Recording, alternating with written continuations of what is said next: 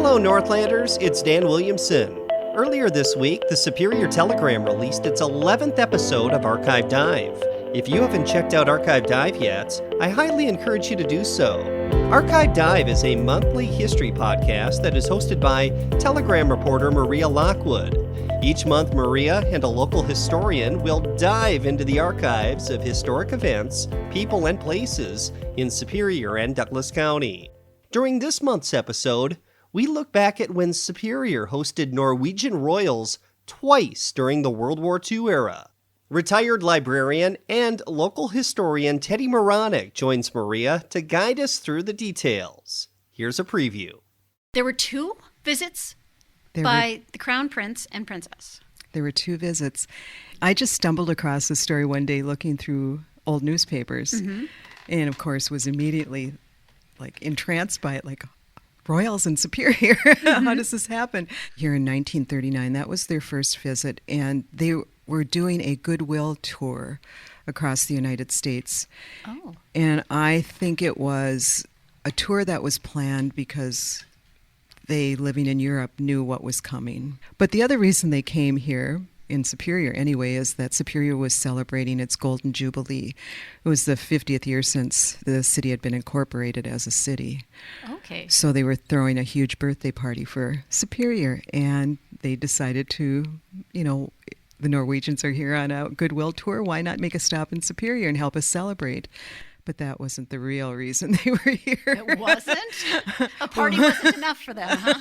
Well, they were on a goodwill tour, but if you look through the Telegram at that time when they were here in June, you did not find a mention of the other reason that they were in the Twin Ports, which was that they were here to dedicate Anger Tower. In Duluth. In Duluth.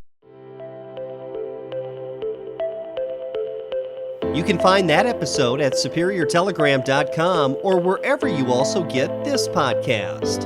I'll also put a link in the show notes. In case you missed Archive Dive's 10th episode, I'm resharing it here. In November, we shared the story of Superior native and World War I veteran Henry Blomberg, titled Portrait of a Hero. I encourage you to take a listen, and when you're done, click the link in our show notes to find more episodes of Archive Dive.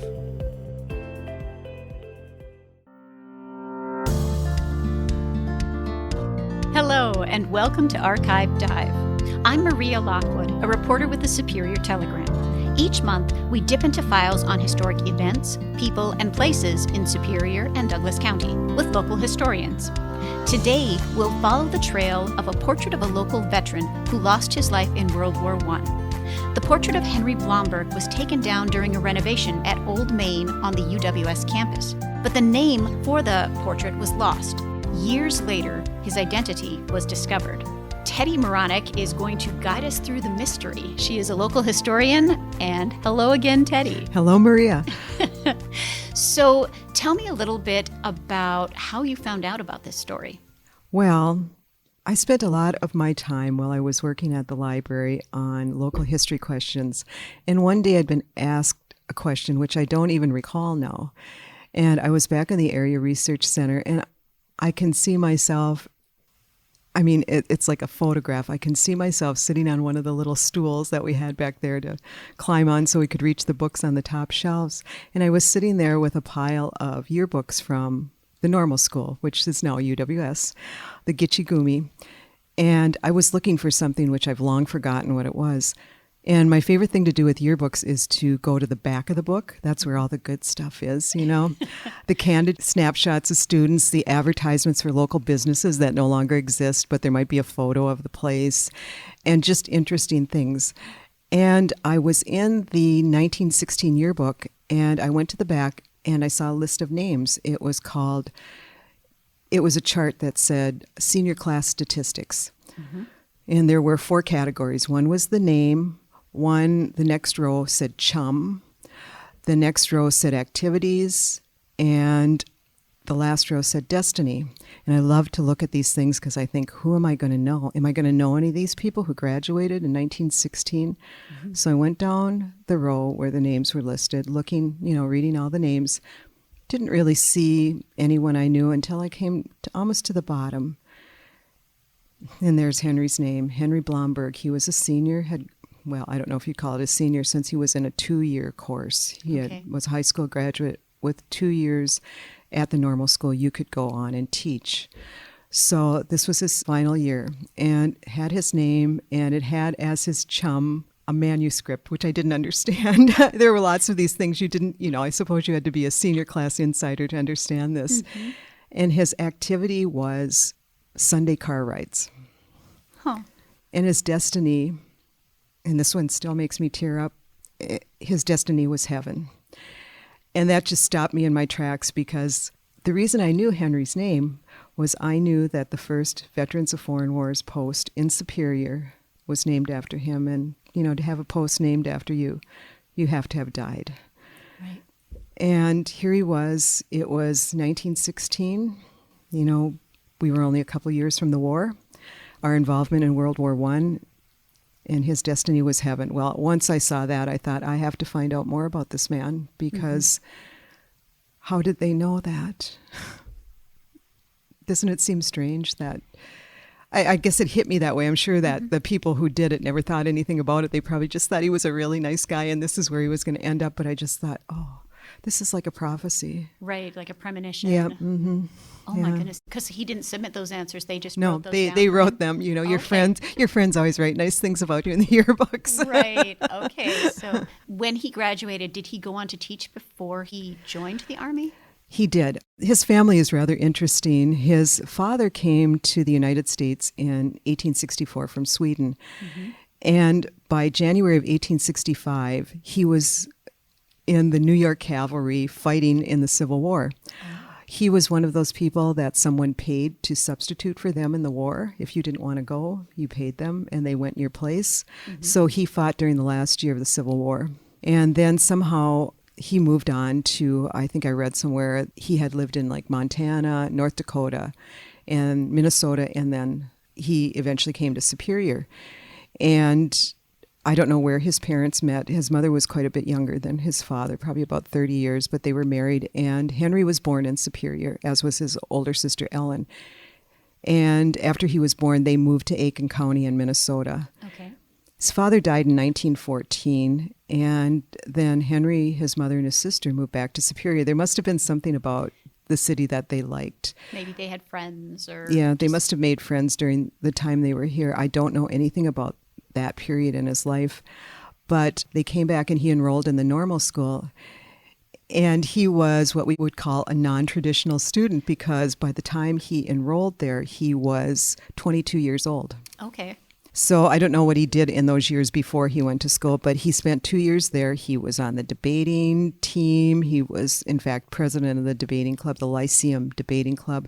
Okay. Played football, baseball, was the sports editor of the Gitche Gumi, and apparently very well liked in his class. And then he graduated, and he went to... The first summer after he graduated, he joined the Wisconsin National Guard, and they were organized to go down to the Mexican-American border. Apparently there was some unrest at the time, and they were patrolling down there. So he went that summer and in the National Guard and went down to Texas and patrolled the border. He came back and he taught in Virginia, Minnesota. It would have been the spring of 1917. And then he came back to Superior after he had registered for the draft in Virginia because of World War I. Came back to Superior and joined up with the National Guard again and went down to Waco, Texas to start training, even though we weren't in the war yet. So interesting. I wonder if he knew war was coming. I'm sure that he must have known that we were going to go to Europe, and he actually went to Europe. It was in 1918. I can't remember if it was. So I think 2 it was. years after graduation, he was in Europe. Over in Europe. Yeah. Okay, and he was in France. He was in France. They trained for a few weeks, and then they put them right into battle. Okay. And he eventually fought in France in they call it the Meuse-Argonne area. His first really big battle was in, I believe it's called Juvigny. There was a huge fight there, and he apparently proved what he was made of by holding down the line. He captured a German machine gun, and so he could help sustain the line in the fight. And they captured prisoners of war, and for that he was awarded the Distinguished Service Cross. Okay. which is one below the Medal of Honor. Dick Bong also received the Distinguished Service Cross. Okay, so we're talking Yeah. a war hero. Yeah, a war hero, yes. And then the next battle he fought in was the Battle of the Argonne Forest, and that's where he lost his life. Oh, And it was about 5 weeks before the war was ended. really? Yeah. So close. I know.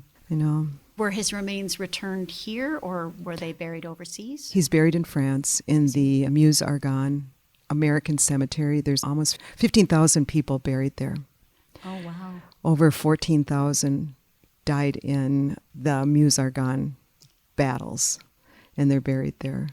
So Then his portrait was commissioned and put up in Old Main at the University of Wisconsin Superior. Do you know how that came about? well, I have to think that Henry was well loved by his classmates and had probably made his mark in debating circles there as president of the society. But also, if you look at the old telegrams, he's often mentioned Oh, really? For stories what? about his debates. Oh. And they were well covered by the telegram in those days. So it was that group of people who probably didn't know Henry because he had graduated in 1916. And the interesting thing about Henry is he's among the first graduates who graduated from Old Main because a fire had destroyed the normal school, which UWS was first called, in 1914, in March of 1914, burned the building down to the ground. And that was the only building on campus other than Crown Heart Hall, which was the women's dormitory. Right.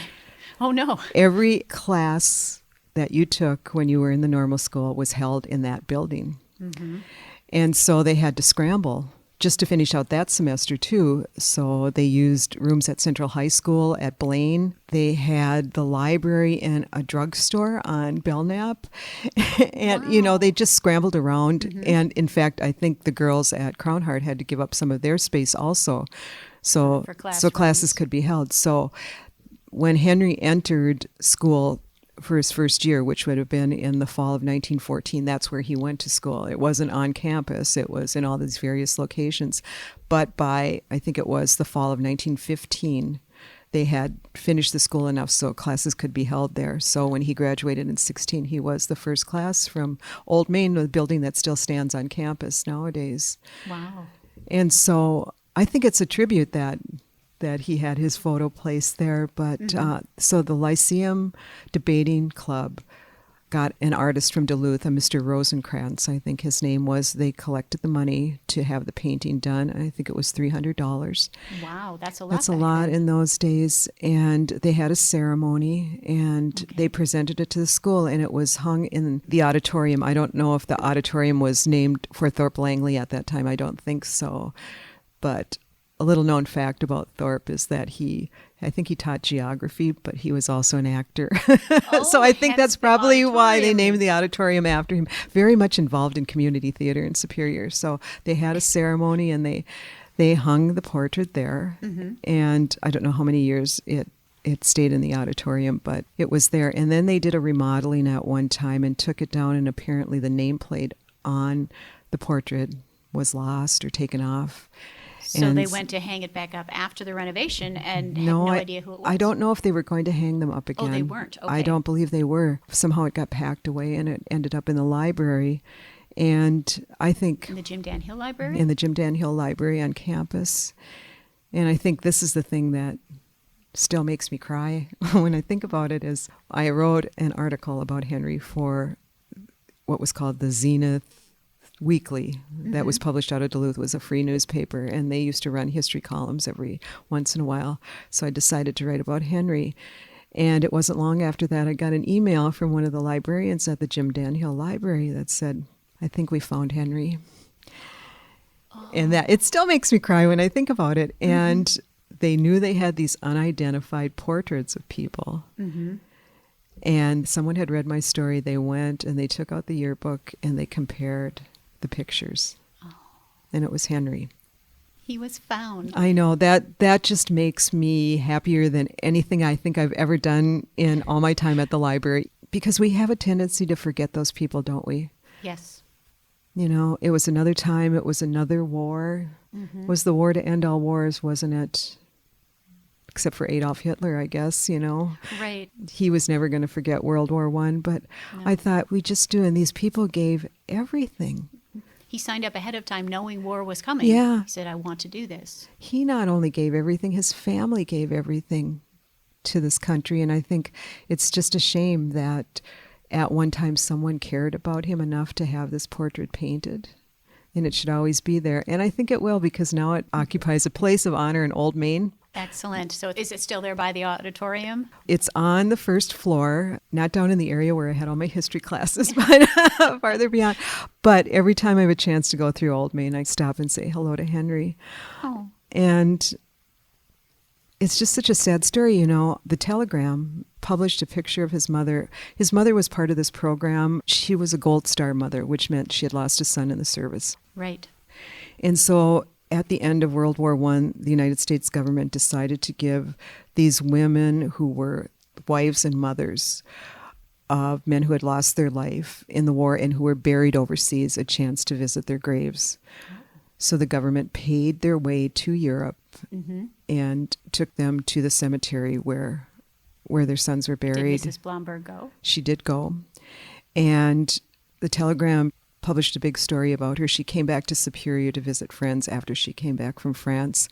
And there's a picture of her on the front page of the Telegram where she's next to Henry's grave. When I ran across that, that's when the tears really started, And I thought, what a wonderful gesture that was for people. I don't know how the decision was made, whether you were going to bring the body back to the United States or have your son buried there.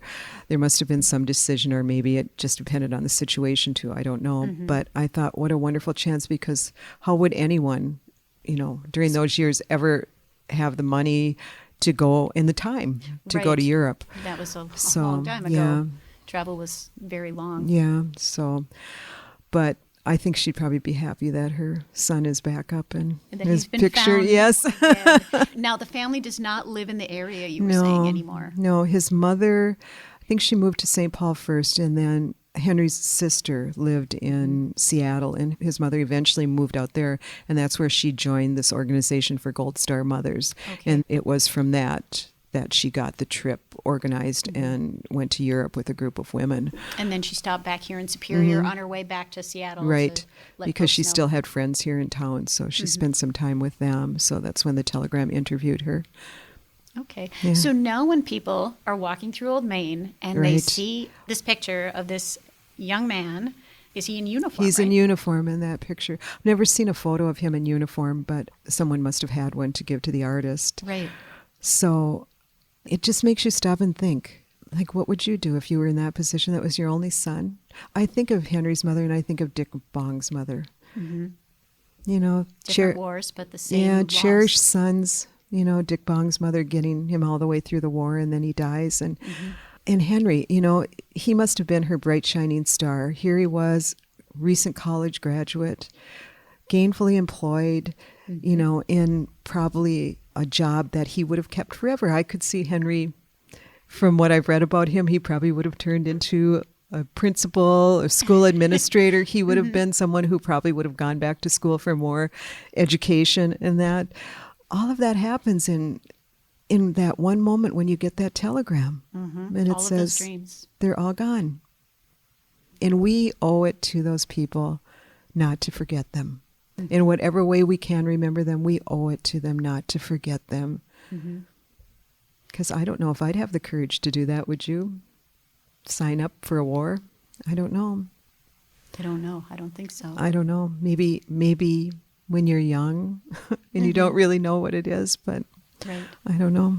And you don't know how many years the portrait sat there waiting to be No, rediscovered. I don't. That's a good question. It sounds like a research question for me. There you go. I've got your homework for you. More work to be done. I've often thought I should take like a road trip up to Virginia, Minnesota, and maybe to Aiken to just see what I can dig up on the family from Okay. those days. So he's one of those people who has stayed with you. Yeah. You do a lot of research. You have researched so much and so many, places, people, things. Is he one of the people who stays on your mind? I think after I found out about Henry, I think for the first year after that, I don't think there was a day that I didn't think about him.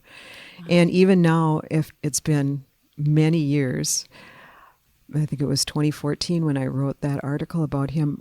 There's not a week that goes by that I don't think about him. And I think he needs somebody to remember him.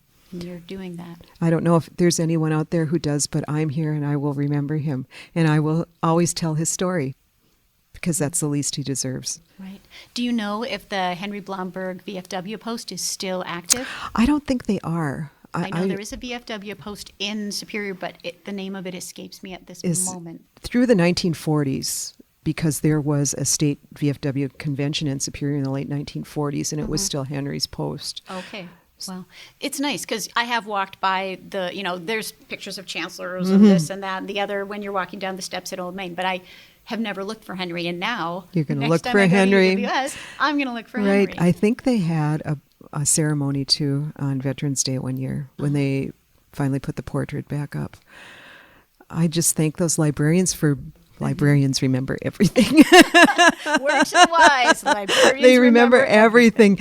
And you never forget things like that. You think, oh, I think I remember seeing that. But how do those things happen? How does it go from a yearbook with a name in it to a portrait being found after all those years? Just a strange trail of events. I don't know. Is it karma? I don't know what it is. It must be destiny. And, his destiny turned out to be the Superior Public Library because if it hadn't been nosy me. Right. And that's how you find some of the best stories, some of the best history is by just digging, right? I know. You're looking for something else and you come across like a bright, shiny thing there and you go, oh, that looks interesting. And I found more stories that way. Well, I'm glad you do. Yes. I just love these people. My theory is sometimes we remember the wrong people. And we give them too much credit and whatever. And we forget the people that we really should remember. And I guess that was my feeling, a few years ago when Superior was tearing down a lot of these old buildings. And I think I not only liked the old buildings for being an old building and a historic building, but I thought that is sort of a monument to every unnamed man who worked as a bricklayer or a stone carver or a carpenter. That was their monument, and that's the only thing that we have to remember them by because nobody knows their names. Those have been all lost to history. And I just think we need to remember these people, even if it's only me. Really, Hopefully now people have listened and more people will remember people do, Henry. Yes. Thank you. You're welcome. Thank you for sharing his story with us. You're welcome, Maria. Thank you for listening to Archive Dive. New episodes are available monthly at superiortelegram.com or wherever you listen to podcasts. If you have a topic you'd like us to explore, email me at mlockwood@superiortelegram.com.